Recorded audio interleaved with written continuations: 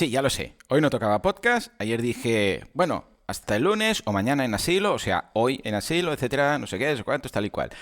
Pero es que Google acaba de lanzar una funcionalidad en Notebook LM que es tremenda. Ya había cosas de estas, ya existía algo parecido, pero es que esto lo clava. Y lástima que solo esté en inglés. Porque el resultado es muy interesante. Bueno, os digo algo. Yo cuando lo he probado, incluso por preferencias personales, prefiero que sea así. Prefiero que esté en inglés. Porque le da un rollo, no sé, un poco distinto. Pero es una gozada. Joan, ¿de qué estás hablando? Por amor de Dios. Vale. Google, no sé si lo sabíais, tiene en un apartado de labs, de pruebas y, bueno, inventos y betas y tal, tiene una herramienta llamada Notebook LM. Si queréis un día, hablo de ella, largo y tendido, pero básicamente tú le subes notas, PDFs, incluso lo puedes vincular con Google Docs, con presentaciones, bueno, con todo tipo de información, y a través de inteligencia artificial le puedes pedir un resumen, le puedes hacer preguntas, puedes hacer que genere ideas, bueno, todo de cosas. Hasta aquí, pues bueno, algo que más o menos podíamos hacer con ChatGPT y unos prompts con un poco de cariño. Pero es que ahora ha lanzado algo que yo ya había visto, lo había probado, pero no llegaba a este nivel, y está muy chulo, que es que te lo pasa, atención, a podcast, ¿vale? Ojo, pero no un podcast que hagas tú, sino un podcast que hacen dos personas, dos locutores, hablando de la temática que le has pasado. Es decir, que tú le metes toda la información, ahora veréis un ejemplo, es muy chulo, es muy divertido, y hay dos locutores que hacen un podcast hablando entre ellos, pues esto, lo otro, he leído, no sé qué, he visto tal y cual, el otro contesta, ¿vale? Le dice, sí, pues qué interesante, no sé qué, es un hombre y una mujer, ahora los escucharéis. Y además puede añadir más información que tú no le has pasado. Es decir, que complementa las notas y todos los textos y presentaciones, lo que sea, que tú has creado con lo que ya sabe, en este caso, Gemini, porque todo esto funciona con Gemini, que es la inteligencia artificial de Google. Bueno, yo ya había probado ciertas de estas herramientas y entonces digo, mira, ¿sabes qué? Voy a probarlo con mi último podcast, el de ayer, el de consejos de un señor de 45 años. Le paso la transcripción y empiezo a escuchar, tarda un poquito, un par de minutos, 3 minutos en crear el audio, y empiezo a escuchar y digo, hostia, esto está muy bien. O sea, me ha sorprendido porque añade...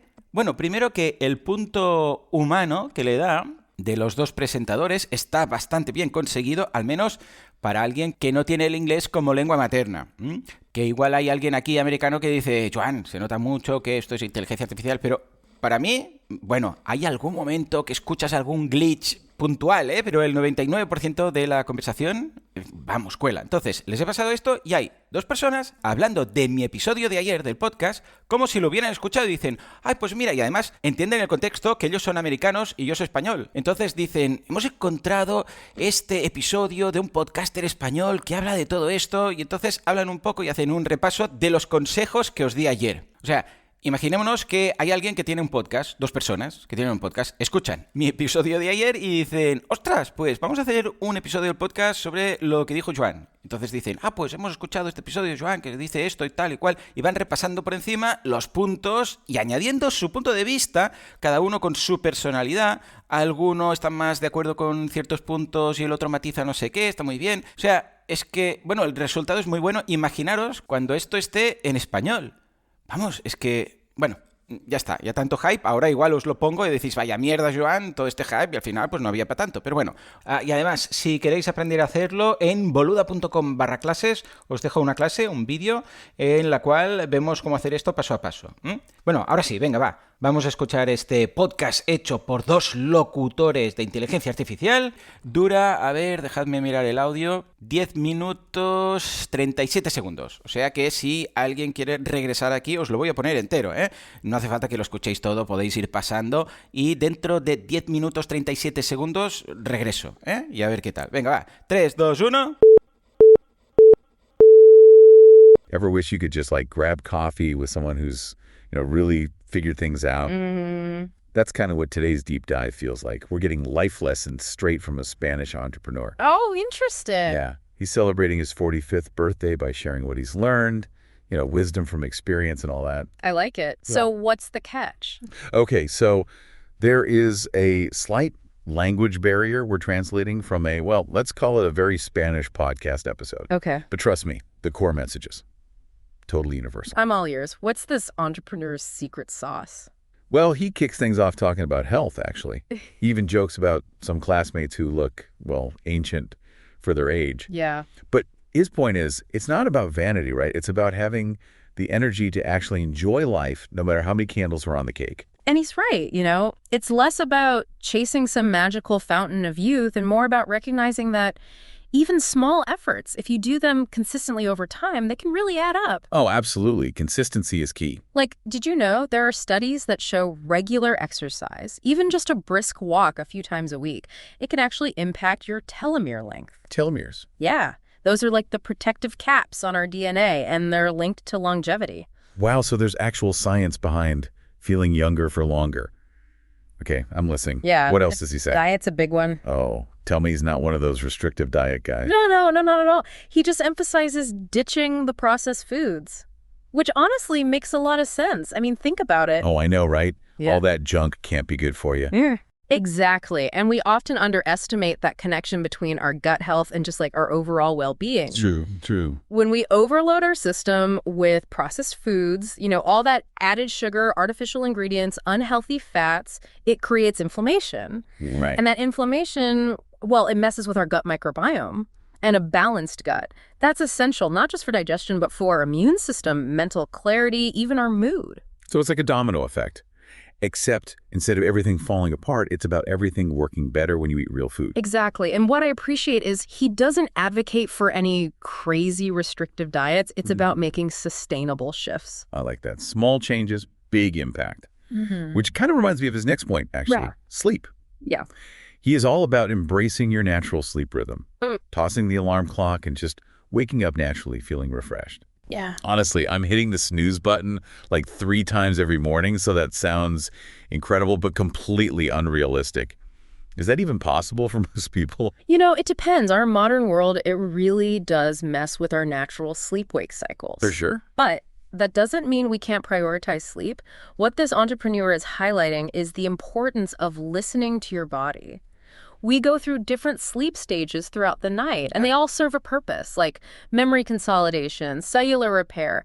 When we constantly cut ourselves short, we accumulate what's called a sleep debt, and that can have some serious cognitive and physical consequences. It's like skipping out on, crucial maintenance for your car. Yeah. You might get away with it for a bit, but eventually, something's got to give. Exactly. And the effects, those can be far-reaching. Everything from your mood, focus, immune function, even your risk for chronic diseases. Okay, so we've covered taking care of our bodies. Yeah. But this guy doesn't stop there. He's big on mindset, too. Specifically, not obsessing over outcomes. Interesting. Yeah.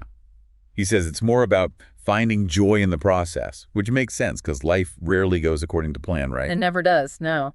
And that's where this whole idea of a growth mindset comes in. Oh, yeah. Instead of getting fixated on reaching a specific destination, you find fulfillment in the journey itself, that constant learning and growing. But embracing those detours, those unexpected twists and turns. Exactly, because often those unexpected challenges, those are the things that lead to the most significant growth, the most resilience. It's like that saying, smooth seas never made a skilled sailor. I like that a lot.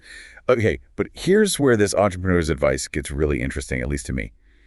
He is a huge proponent of organization. And I mean huge EE. Okay. We're talking 5-year plans, annual plans, daily time blocking. Is that the secret? Living a meticulously planned life. Well, it worked for him, but you bring up a good point. What works for one person might not work for another. It's about finding that level of structure that supports your personality, your goals. If you thrive on spontaneity, maybe a rigid schedule isn't your thing. Right. But if you're constantly feeling scattered, a little structure can actually be incredibly freeing. It's like you got to find that framework that works for you. Exactly. Not a one-size-fits-all, but something that, helps you make the most of your time and energy. 100%. And speaking of energy, this entrepreneur had some thoughts on where not to direct it. Oh, like what? Cutting out the toxic. Okay, sure. Toxic people, yeah. Well, he says toxic information, too. Interesting. He talks about stepping away from the news and social media entirely. Wow. Which, I gotta admit, I'm not there yet. It's a big step. It is. How do you even stay informed without getting sucked into that 24/7 news cycle? Right. It's a balance, for sure. Totally. It's not about disconnecting completely, but being more mindful of your information diet, you know? What do you mean by that? Well, ask yourself, what sources are consistently leaving you feeling like drained, anxious, negative? Is it a specific news outlet, social media platform, maybe even certain people in your life? So it's about being picky with what you let into your headspace.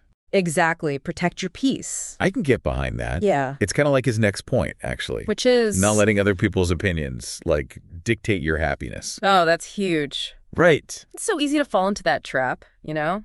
Looking for validation from outside ourselves. Especially these days. Totally.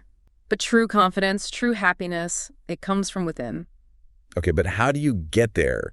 Like, it's easy to say don't worry about what others think, but actually believing it, that's tough. It is. It's a journey, not a light switch. Right. It starts with awareness, I think. It's awareness of. Your own values, your own definition of success. So not what society tells you success is. Exactly. What truly matters to you, regardless of what anyone else says. Tuning out the noise and, like, tuning into your own internal compass. Exactly. And this entrepreneur, he seems big on taking control in all areas of life. It's true. He really does. Health, mindset, information, finances too. No surprise there. Oh, right.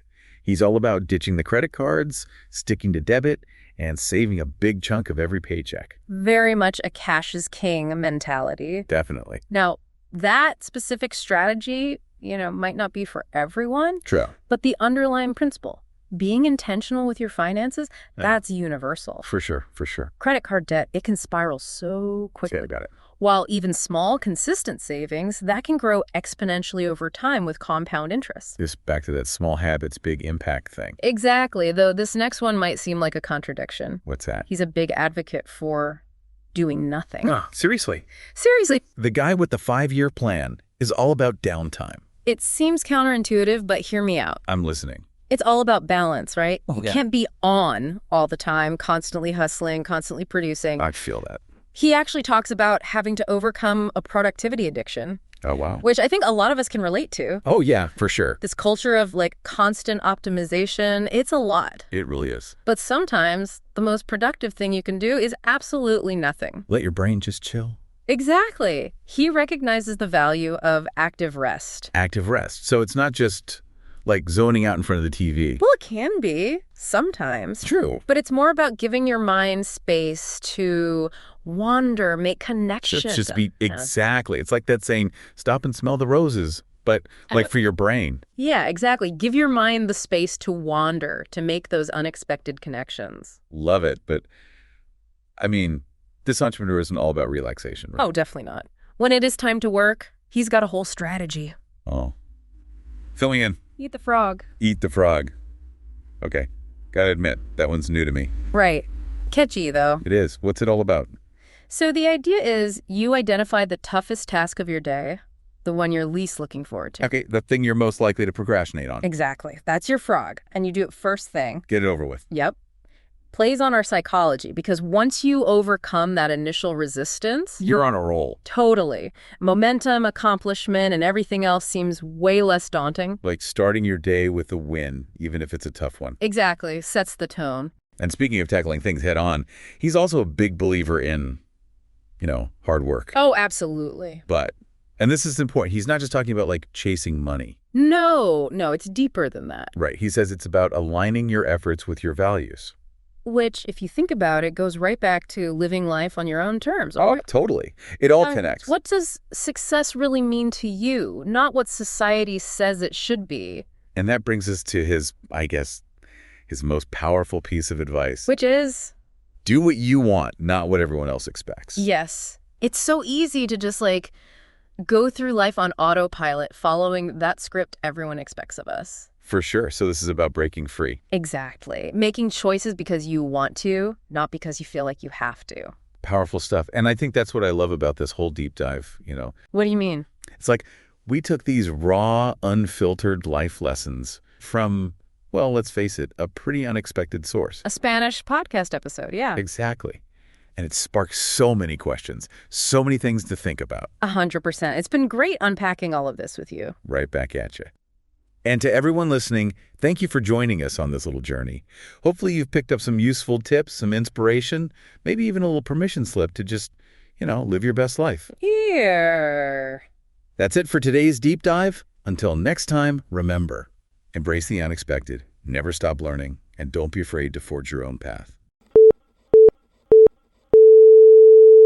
Bueno, pues esto ha sido el invento. A mí, personalmente, me ha gustado mucho. No sé lo que pensaréis vosotros, pero esto es lo peor que vamos a tener. O sea, a partir de aquí, pensad que esto lo acaban de lanzar. O sea, ayer lo lanzaron. Por eso he hecho este episodio extra, que hoy no iba a grabar, ¿eh? De hecho, en estos momentos estoy grabando Asilo en directo.